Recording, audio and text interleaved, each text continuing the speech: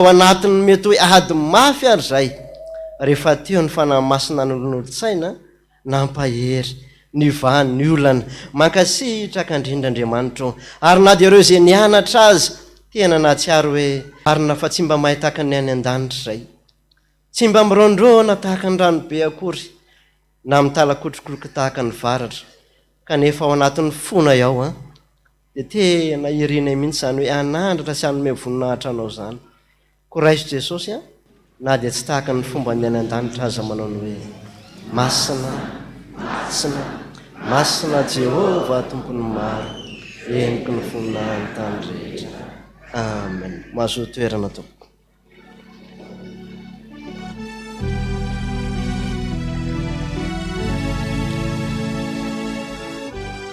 Iomana andray ny tenin'Andriamanitra isika ry havana. Ny tenin'Andriamanitra anio dia avany saintsika mihitsy, ampahery atsika mihitsy.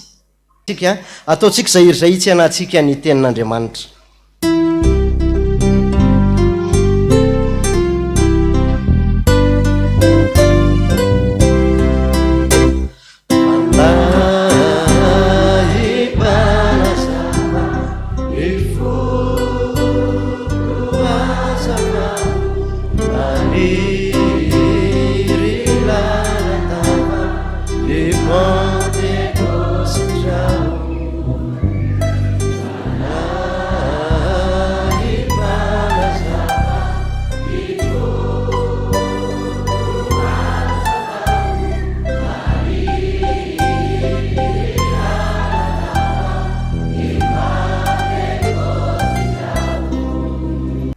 Amin'izao andro Pentecoste zao nampahafantaranao anay ny lalana rehetra tsy takatra ny sain'olombelona misaotra Jesosy.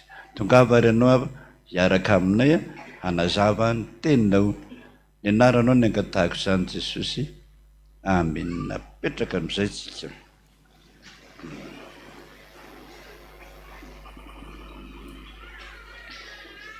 Dia misaotra an'Andriamanitra sika rehetrarehetra ry havana sady miarahaba antsika tratran'izany andro